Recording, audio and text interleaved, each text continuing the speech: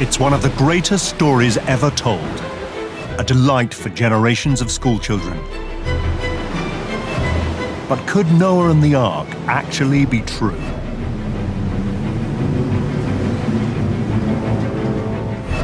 Three American Christians were convinced it was. They were prepared to face danger and death. Its name in Turkish is Aradag. It's the mountain of pain. People have been killed over the years. We had one man that was shot. He was cut, literally cut from head to toe from all the rocks. But it was worth all that pain. These men were on a quest for far more than personal glory. They were willing to risk their lives because they believed all the events in the Bible actually took place. Finding Noah's Ark would be the ultimate proof.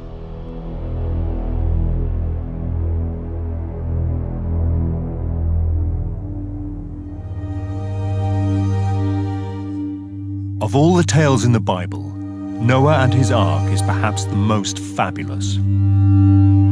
It has been a staple for Hollywood ever since the movies began, not to mention a dominant subject for Western art. Fed up with their sins, a vengeful God decides to wipe out the entire human race and start again. The one good man on earth, Noah, and his family will be saved. God orders them to build a giant ark, 300 cubits, roughly 450 feet long, and to take into it a male and female of every animal, so that when the flood is over, life can start again.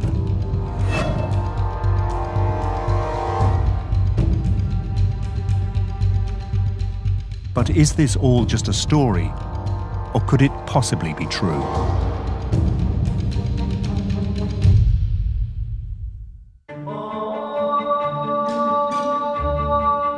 In the 1980s, there was one American who was determined to find out. Even if it meant searching for an ancient boat on a massive mountain in bandit country where the locals worshipped a very different god. But then this explorer was used to hostile environments. Liftoff. We have liftoff at 9:34 and Eastern Daylight Time. Colonel James Irwin was one of the pioneers of space travel. Oh boy, it's beautiful out here. What? It's a nice little crater, isn't it? In 1971, he was the lunar module pilot of Apollo 15 and became only the 8th person to walk on the surface of the moon.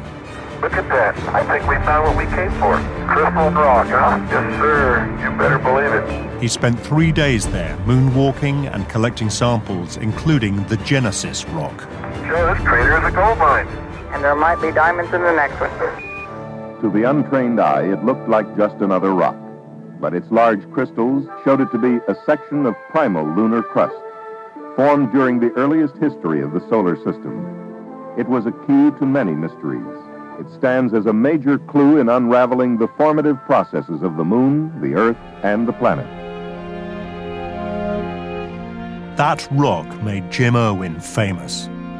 It was named after the Book of Genesis, the first part of the Bible which tells the story of the creation of the world. According to the Bible, this happened some 6,000 years ago, but when scientists actually examined the rock, they announced it was a lot older, some several billion years. But what the public didn't know was that something else took place to Colonel Irwin on the moon, which was far more profound, at least for him. Contact. Bam. Roger, Roger, Falcon. What drove him these last 20 years of his life was the experience on the moon. He would have problems on the moon, like the lunar rover wouldn't work. The lunar rover was the vehicle that had been developed especially to cope with the precarious conditions on the moon's surface. But it developed a major problem. The steering wouldn't work. I don't have any front steering, Joe. Like just rear steering, Dave. Yeah. The mission was in jeopardy. They had come all that way for nothing. Okay, we're moving forward, Joe. Roger. This was an all-wheel drive, and not all the wheels were working, and they worked on it and couldn't figure it out. Nobody at Mission Control, a 250,000 miles away in Houston, Texas, had any idea what to do.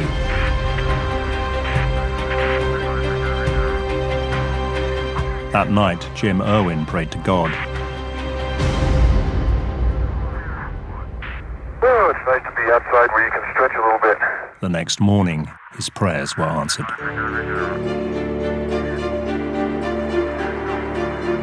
August 1st, Scott and Irwin prepared for their second day on the moon. And as Scott checked the inoperative forward steering of the rover, You know what I bet you did last night, Joe? You let some of those Marshall guys come up here and fix it, didn't you? It worked, Dave? Yes, sir. It's working, my friend. Beautiful. It worked fine. They didn't do anything, they just started, and he says there was instances throughout the flight where he just felt God's hand was so present. Oh, look at the mountains today, Jim, when they're all sunlit. Isn't that beautiful? Really is. By golly, that's just super. Dave, I'm reminded of a favorite biblical passage from Psalm. I look unto the hills, from whence cometh my help. And he kept looking over his shoulder because he just felt somebody else was there. And he later said it had to be God. And it really impacted his life, and it changed his whole perspective. And so when he came back from the moon, he dedicated the rest of his life to spreading the message of who God was. Jim Irwin was now a man with a new mission. He retired from space travel and set up his high flight ministry. He wanted people to become committed to the Bible, to believe, like him, that every phrase was directly inspired by God, that every word of it was true. Jim Irwin became a creationist. Thank you, Lord. It's so good to be able to brag on our God, isn't it? He's higher than any other. Hallelujah. The word said he inhabits our praises. Give him praise right now. Let him inhabit where you are right now in your life. Scientists have criticized the views of creationists for decades. Give him praise this morning. But that hasn't stopped their churches being full every Sunday.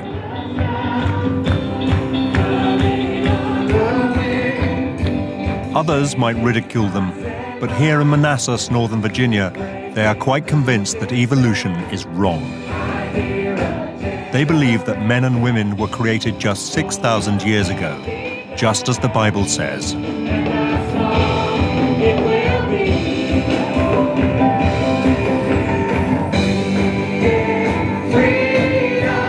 And what better way to prove it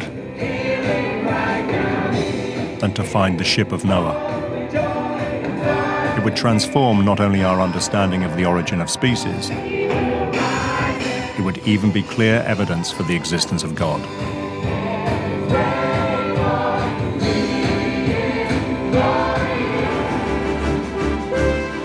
Now that was a challenge worthy of Jim Irwin's enthusiasm and commitment. It would combine his love of adventure with his new commitment to God. He read his Bible more carefully than ever before. If it said it in the Bible, it was fact for Jim. And so the fact that in Genesis it speaks about the Ark of Noah, and it just stirred inside of him the thrill of exploration.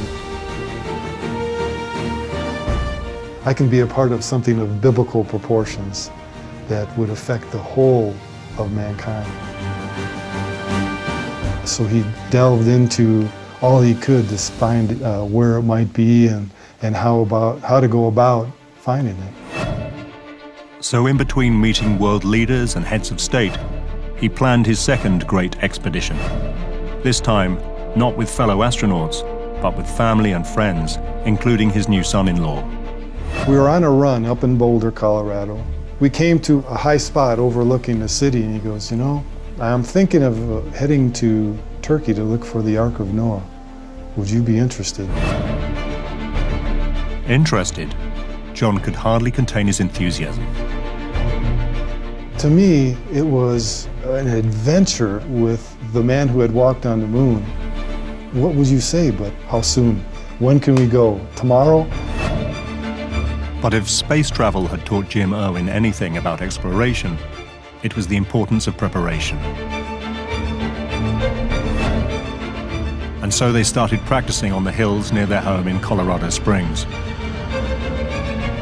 We spent the next year getting in shape physically and preparing and going to the store and buying the equipment that we would need. It was great fun.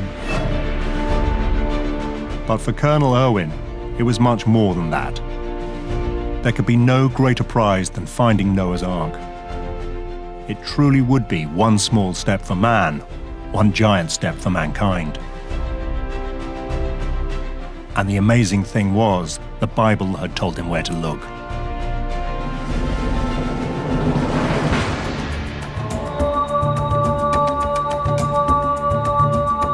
The book of Genesis was quite clear. After the Great Flood, Noah's Ark had come to rest here on the mountains of Ararat. Not quite as remote as the moon, but close. On this volcanic rock, it can be 32 degrees in the summer, minus 20 in the winter. The top is permanently covered in snow and ice. It's a hard mountain to climb.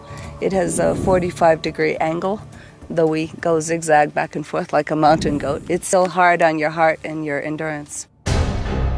Climbers suffer frostbitten toes and fingers. 2 died of hypothermia in 2006. This mountain goes up and down with canyons, crevices, gorges that are very, very dangerous.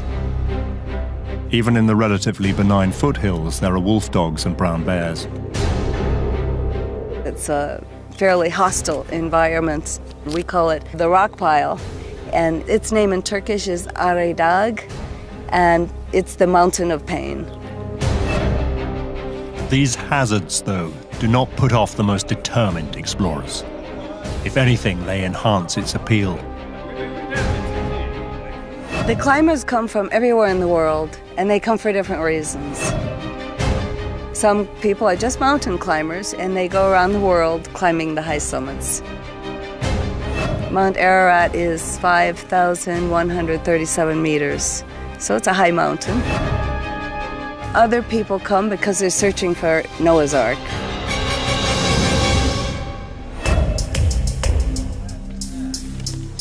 But few were as serious and committed as Jim Irwin.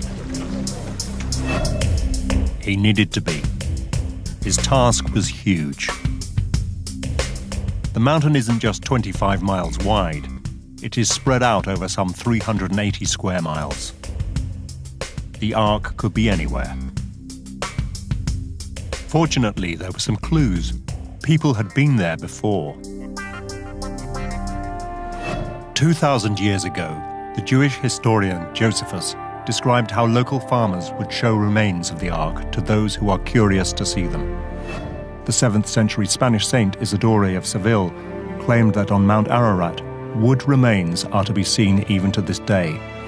And the 14th century Venetian traveller Marco Polo passed by Ararat, calling it the Mountain of Noah's Ark.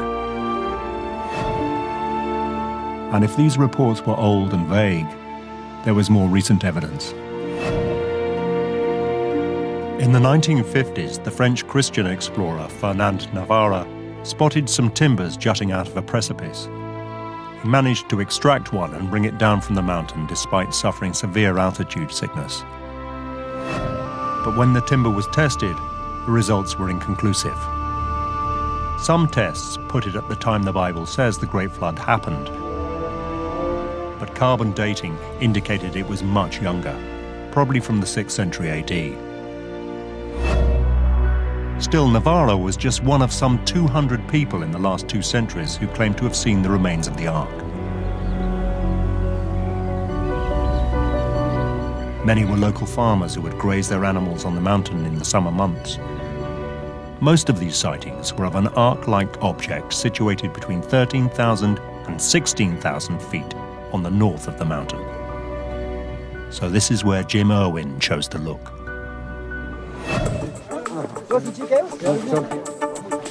In the summer of 1982, he set out up the slope of Mount Ararat with a small team, including his son-in-law, John Christensen.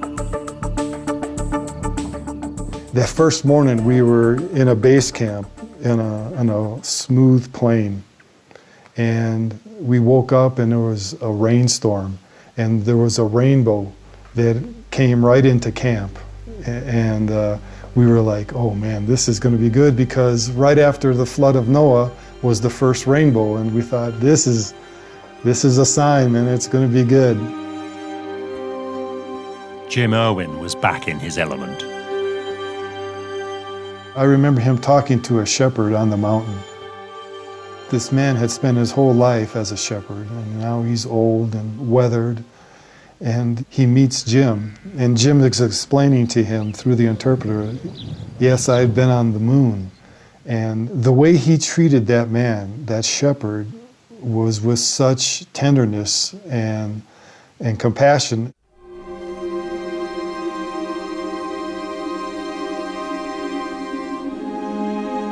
Over the next few days, hope started to fade.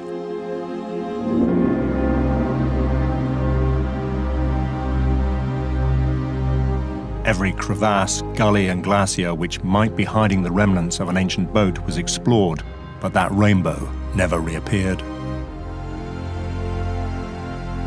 It was a lot tougher than we thought it was, because it's such a volcanic area, and the mountain is a lot of loose rocks, so it was really almost like 3 steps up, 1 step back. It was a hike getting up there, and it was really difficult to get your footing. You really had to concentrate on almost every step because it was all loose rock. And they found nothing. No shape of a hidden ark, no beam of wood, not even a plank of petrified timber. Jim Irwin was completely dispirited. Worse was to follow. He says, I'm going back to base camp, and he unfortunately broke his own rule of never hiking alone. And so he went down, and we were in communication with base camp, and they said he had never returned. And it was dusk. The team were deeply worried. Mount Ararat was not a place to spend the night on your own. We started out from on top, coming down as far as we could to look for him. But then it just got too dark and dangerous, so we retreated. And we waited until the next morning. They dreaded what they might find.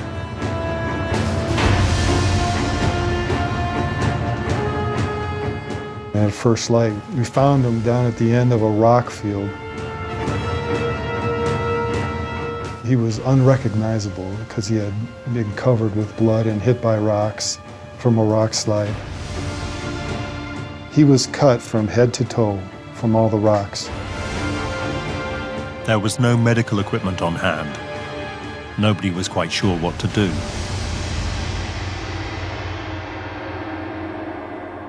They just took alcohol and poured it in all the open wounds. And when we first did it, the only sound he made was and then they shipped him from there to a hospital in Erzurum. It was touch and go. He had lost a lot of blood, and he was very fortunate to survive. It was a miserable experience for a man who had gone all the way to the moon. But it did not deter him from going back several more times, always to return empty-handed. There had been people telling him that, you know, you're going to find Noah's Ark and it's going to happen, and we all thought if there was going to be somebody who finds it, it's going to be Jim. Good liftoff, automatic. It was, in fact, the great disappointment of his life. The man who journeyed into space had failed on his other great journey on Earth. Jim Irwin died in 1991 of heart failure. He was only 61 years old. I miss him a lot, a lot. to get him to laugh, it was like gold. And so I miss his laughter. I miss his heart and his compassion. Shortly before he passed away, he said he had done all I possibly can, but the Ark continues to elude us. It was easier to walk on the moon. I think because of his experience on the moon, that he felt the Lord had given him a platform for speaking about who Jesus was. So I think being a part of finding something biblical that was his heart's desire, I think that would have, in the end, given him more fulfillment. I do. But Jim Owen's failure to find the Ark did nothing to dampen down speculation. Instead, it encouraged a new generation of Christian explorers to succeed where he had drawn a blank.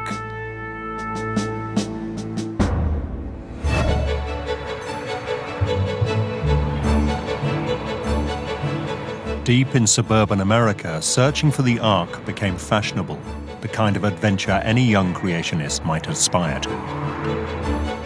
One who quickly became obsessed was David Fasold.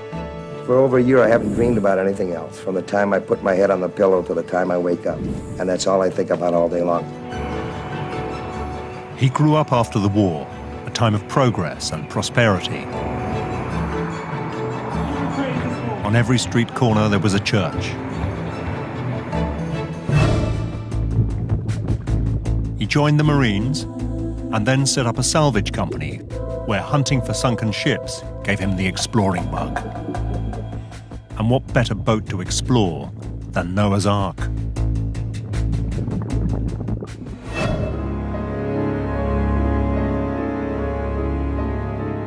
Fasold knew the story by heart. He'd been brought up as a member of the Plymouth Brethren, an evangelical strand of Christianity known for its strict adherence to the Bible. Now he read his scriptures and pored over other ancient texts late into the night. He reached an interesting conclusion. There was nothing in Genesis that said the boat had to be on Mount Ararat itself. It could be anywhere in the area.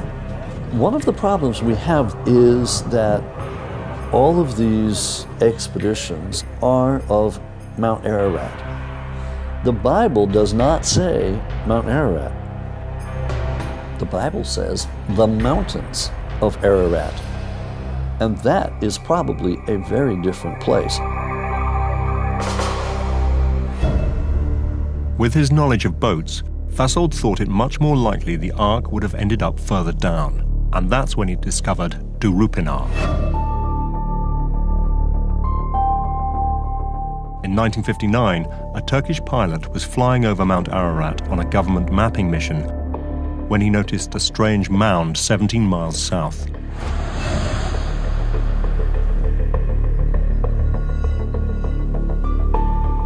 It was shaped like a boat, and its dimensions were similar to the description of the Ark in the Bible. Its height was exactly the same.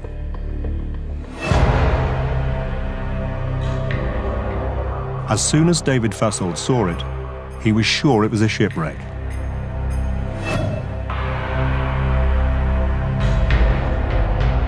And he was convinced he would be the person to prove it. But there was one thing he had not taken into account.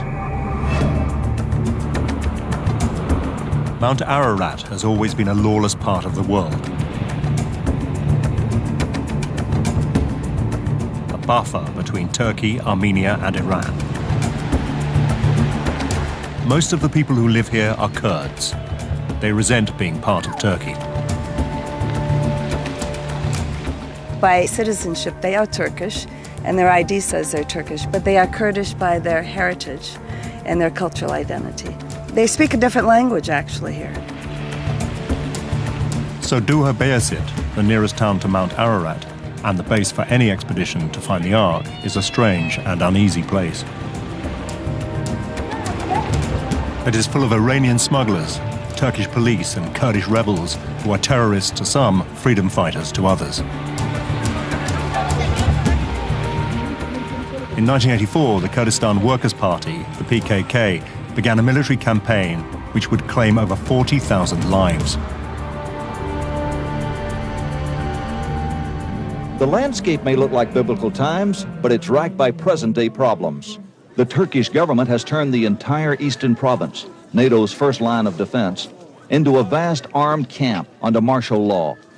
Exotic it is, but it's also tense.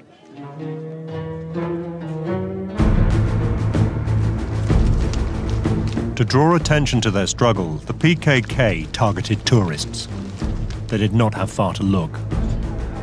Colonel Jim Irwin had helped make Doğubeyazıt a magnet for a new group of Christian Ark searchers. Well, there have been people that have been killed over the years. We had one Turkish man working for us that was shot. There have been a lot of people that have been hurt physically and financially. But we've got a job to do, and whatever the cost.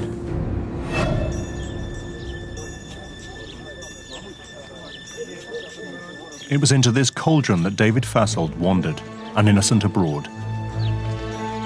He knew little about Kurdistan. Few Americans did. Apart, that is, from one man who was already making a name for himself. Ron Wyatt, an ex-nurse from Kalamazoo, Michigan, had reinvented himself as a Christian explorer. He seemed to know everyone in town. Ron talked about the Garden of God and the things that he's searching for. He wanted to search and find everything out there. Wyatt had long been convinced that the place to look for the Ark was not Mount Ararat itself, but on the mound of Darupanar.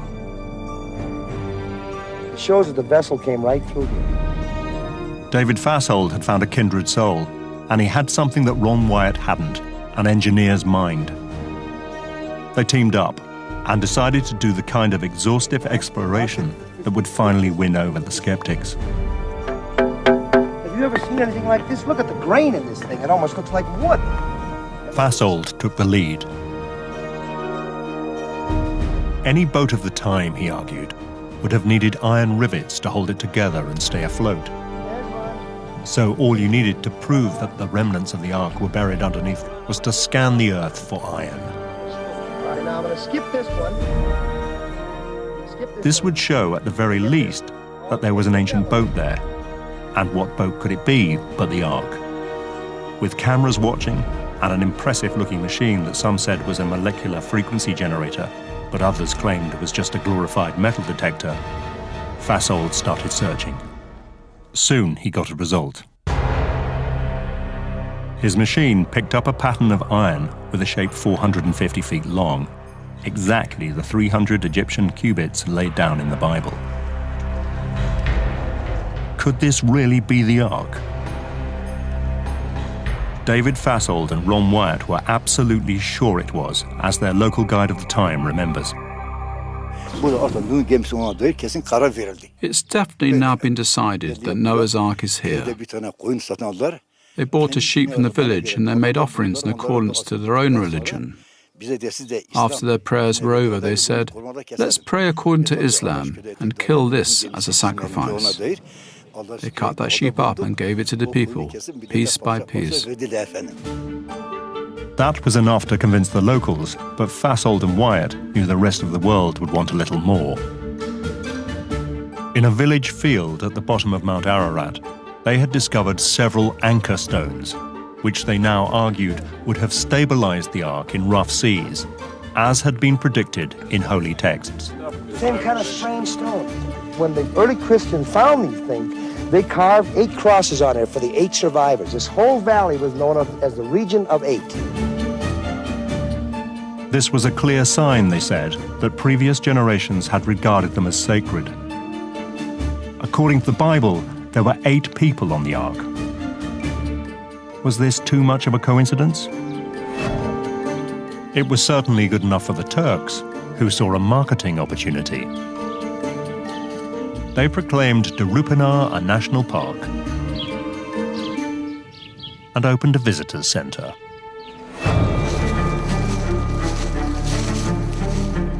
The Kurds saw an opportunity too.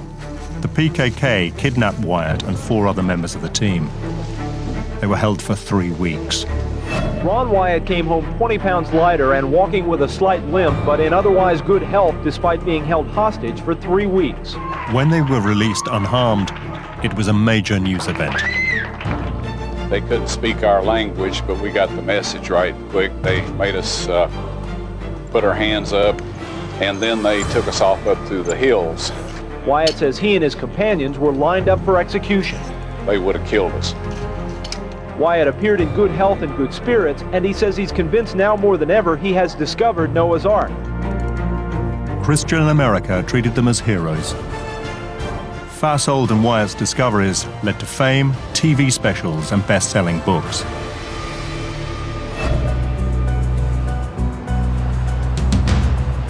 But while Wyatt enjoyed his celebrity by waltzing around the biblical world, Fasold stayed on in Dohubeasit, determined to make a full exploration.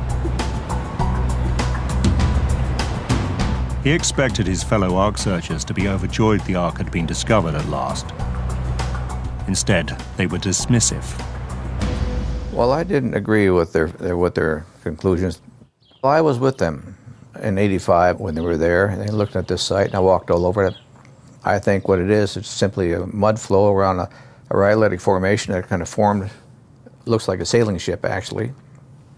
And the Ark wasn't a sailing ship. It was a box. And that was exactly the conclusion of the scientists who had flocked there to determine what really was underneath this strange Ark-like shape whose pictures had gone round the world. David Fasold claimed that his machines had found traces of iron underneath the mound. That looks like iron, okay? But that meant if there was something there, it couldn't be the Ark. Noah lived before the Iron Age. Iron didn't exist. It wasn't used back then. Noah would have never used iron. The way you're building boats right up till 2000 BC and even later is with mortise and tenon, with wooden joints and pegs. You're not going to find iron. And so, indeed, most of Ron Wyatt's and David Fasold's claims have been repudiated. This Ark turned out to be an entirely natural formation, only noticed because it was near to Mount Ararat. Even the anchor stones were not unusual, but found all over this ancient land. And those 8 crosses weren't Christian, but pagan.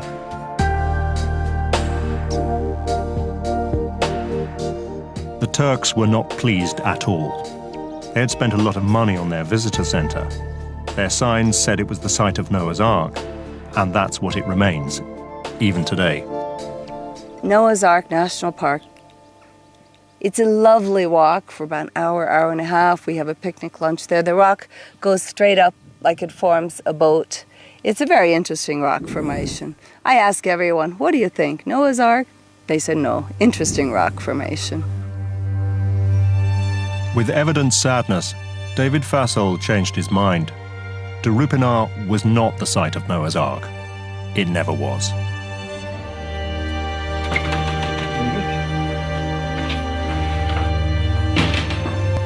For many years, he had believed it was much more. And when his belief faltered, he never really recovered. He died a few years later at the age of 59 of cancer, possibly brought about by those long days in the Turkish sun. Even more than Jim Irwin, the search for Noah's Ark had taken its toll. When he died, he was penniless. He'd spent all his money looking for the ancient boat.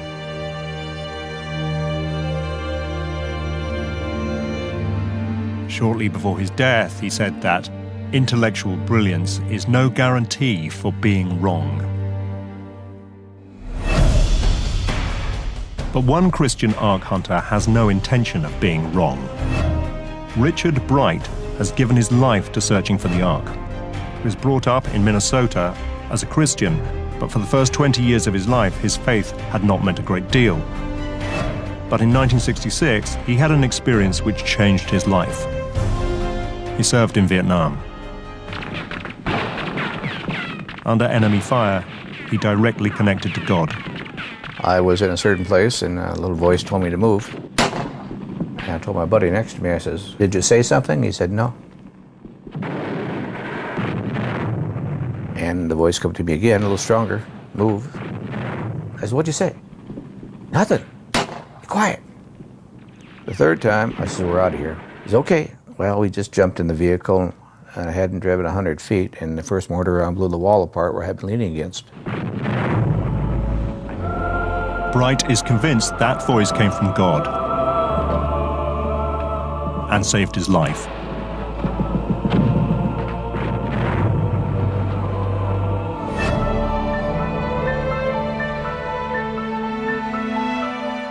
In the 1980s, he met another person whose life had been changed by God, Jim Irwin. And Jim took me up the hill just a couple of times, and I met him there in '86 for the third trip. We're only a day late. It planted a seed somewhere along the line, and that's kind of been growing. That seed has been growing ever since.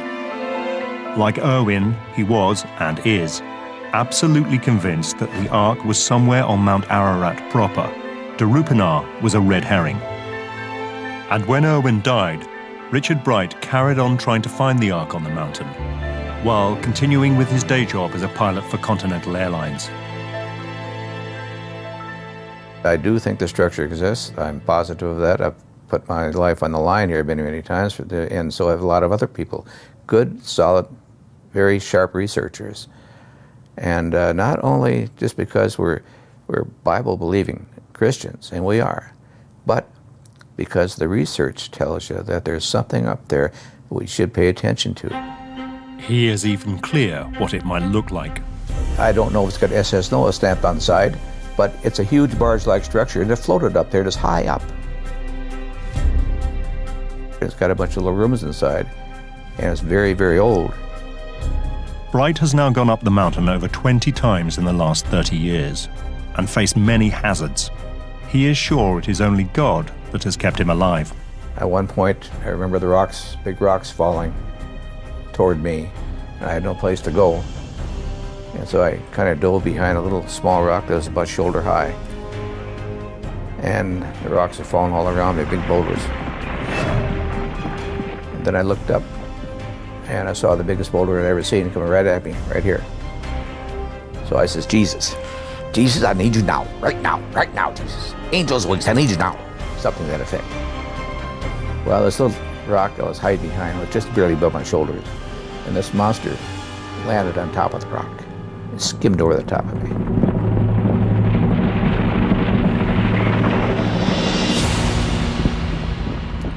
Missed me by less than a foot. And had that rock not been there, I'd be big body parts all over the place. For other Ark explorers, that might have been enough. But Richard Bright just redoubled his efforts, chasing up every possible lead to where the Ark might be. It was no use. Every time he came down empty-handed. He was beginning to think his quest, like Jim Irwin's, would always be fruitless. But then came hope. The American government released a photo taken by one of their spy planes, which had been kept secret for decades.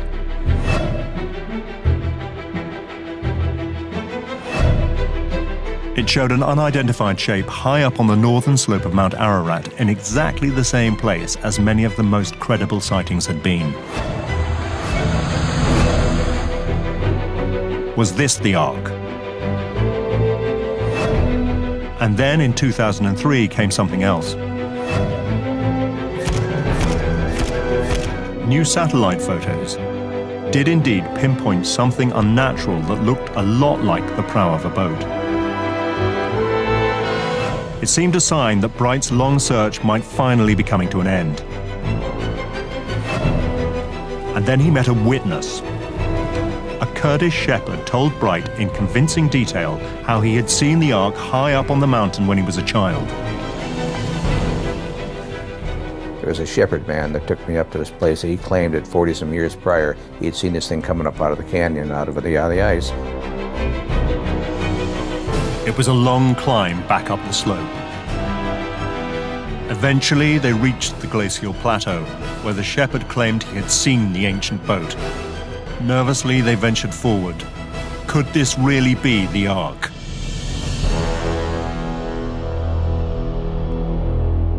Their hearts sank when they realized the place where the Ark was said to be was now covered by a collection of boulders. We went up there ultimately and dug a big hole, but we didn't find anything. But the shepherd had dug it with us. He wanted to let us know he was telling the truth, and we don't think the man was lying to us. Bright believed him and started putting together a team that could uncover the Ark once and for all. But he then realized he had a rival. This team were creationists too, but they were not from the American suburbs, but from Hong Kong, a city known more for its pragmatic commitment to making money than for any biblical belief. They called themselves Noah's Ark Ministries International, and in 2007 they announced a great success. They had found a piece of ancient petrified wood, which they had dated as 4,800 years old. But others were not so sure. Some of the recent claims by expeditions that have gone there, both the Chinese recently or other expeditions in the last 5 years, have made claims for petrified wood and other things where it's not wood at all, it's stone. And if they had had a geologist with them, he could have told them right then and there, no, don't waste your time, that's just an outcrop of stone. The Chinese were adamant their specimen was wood and pointed to scientific analysis as proof. Some of Richard Bright's colleagues did join forces with them for a while, but the collaboration didn't last long. Like many climbing arrangements, what sounds good over a cup of mint tea tends to evaporate 15,000 feet up a freezing cold mountain. The Chinese team went back to working on their own with the help of some sympathetic Turks. Soon they claimed an amazing find. Down a gully underneath a glacier, they found the Ark. And they even filmed it. My initial reaction when I heard the news of the Chinese expedition that had found Noah's Ark was, oh boy, here we go again. The Chinese video showed their team deep inside a crack in the mountain.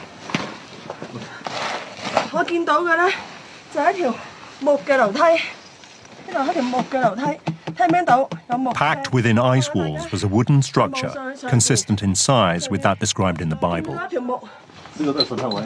Jutting up from the cave floor was a wooden beam and a structure containing several wooden compartments. Yeah.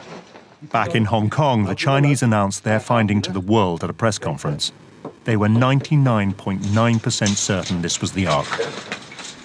The media onslaught was amazing for this. I mean, all of a sudden my phone starts ringing and I've got people calling and Fox News wants to see my opinion and Good Morning America, and it was well beyond the usual.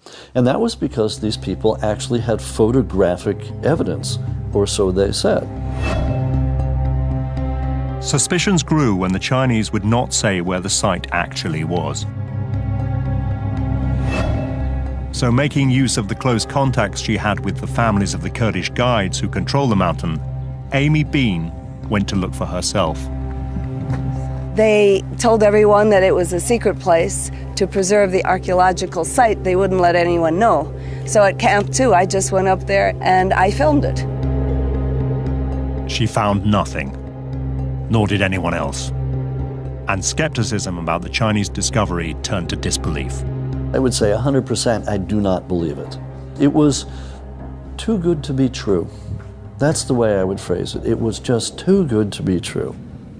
We've never seen anything really published since. No scientific article, no backing up of the claims. And then there are fights between the people who took them up Mount Ararat and the ones who didn't. And it just expands. And all of a sudden, you're in this morass of a soap opera, which, you know, if you found Noah's Ark and it's real, it doesn't deserve that. The Chinese missionaries stand by their discovery and promise all will be revealed soon. If their find does turn out not to be Noah's Ark, it won't be the first time. Many of the Christians who have come to find the Ark in the past have had plenty of money. The Kurdish guides who help them look are poor. We're sitting in Topchana village, and the guide families live here. The men in the families have to support fairly large families, mother, father, sisters, wife, and children, sometimes 5 or 10 people one guide is supporting. It's hard for them to turn down work. This is their livelihood. And the Ark searchers are coming and coming and coming. And they have money, money, money, 5,000, 10,000, 50,000. So it's such a temptation.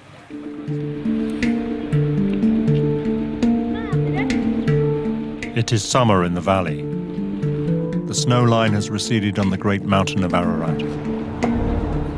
Everyone is looking forward to the short tourist season. Soon the climbers will arrive.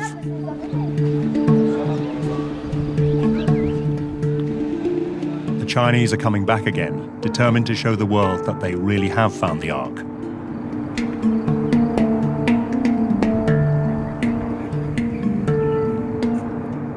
Other creationist teams are here too, including veteran Noah's Ark explorer Richard Bright, this time with his dream team. The best on the planet as far as I'm concerned. We've got some wonderful people. These people that know how to climb and get things done. We've got scientists on board this team. And one of those experts is his real calling card.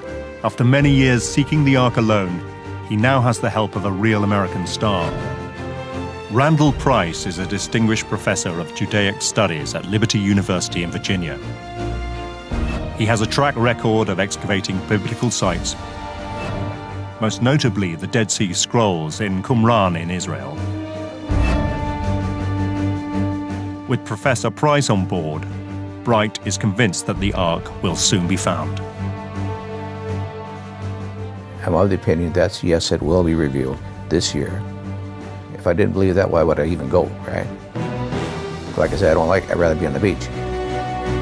It is this conviction that keeps driving these Christian Ark searchers on. Despite all the pain and all the cost, their faith tells them that the remains of Noah's Ark will be found up this inhospitable mountain many thousands of miles away from home. I give you all the glory. I give you all the glory. Jesus. The religious sincerity of Ark searchers like Jim Irwin, David Fashold, and Richard Bright is not in doubt, even to those who do not share their beliefs. Richard Bright is truly searching for something he believes very deeply in. If there's something there, I believe he will find it. When I first met Richard, when he was still trying to convert me, he was always say, "Amy, please open your heart to Jesus. I'm trying to save you before it's too late." But I did say, "Richard, if you find Noah's Ark on that mountain, I'll be a believer." We don't care who finds it. We don't care what mountain it's on. We just want it found because we believe that it does, in fact, still exist. We're almost there. We're almost there.